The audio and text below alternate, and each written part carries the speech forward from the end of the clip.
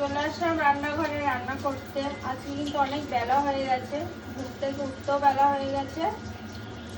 আর যেহেতু তাতানের শরীরটা ভালো না, কালকে রাতে কিন্তু তাতান খুব ডিস্টার্ব করেছে, ঠান্ডা লেগেছে বলে। সেই মানে ওরও নিজেরও ঘুমের খুব ডিস্টার্ব হয়েছে। এবার বাচ্চা যদি বারবার উঠে পড়ে, তাই না, ওরও তো কষ্ট, ঠান্ডায় না কাটতে যাচ্ছে। এর জন্য সেই যে এখন মাছের ঝোল করবো, আর দেবো হলো গিয়ে মেথি ফোড়ন। তো মেথি নেই আনা, তার জন্য 5 ফোড়ন দিয়ে মেথি বেছে নিচ্ছি। এখান দিয়ে ফোড়নটা দেবো। সেই মেয়ে মানুষের রান্নাঘরে বুদ্ধি মেরাই পারে, অনেক মেথি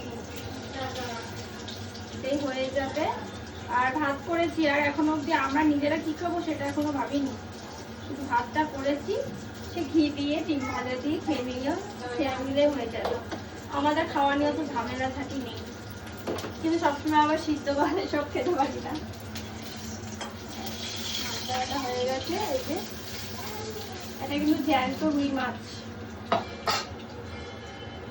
এখন এই যে এই তেলটাতেই বসিয়ে দেবো, একটু ফোড়ন দিয়ে দিলাম।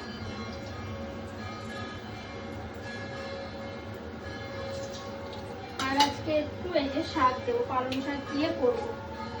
কারণ যেহেতু খিচুড়ি করছি না, মা আন্টির খাবে, এই জন্য ঝোলটাতেই দিয়ে দিচ্ছি। আর মেথি ফোড়ন দিলে না তরকারি খেতে কিন্তু খুবই ভালো লাগে, মাছের ঝোল। আমার মাকে দেখতে না বাবা, শাকগুলো পরে দেবো, ভুলে গেছি।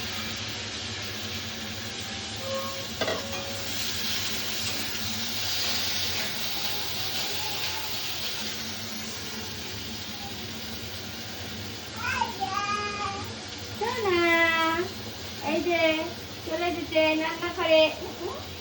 হ্যাঁ, আমি যখনই রান্না করে আসি ও ঠিক তখনই চলে আসে। তাতানের থেকে ও বেশি আসে।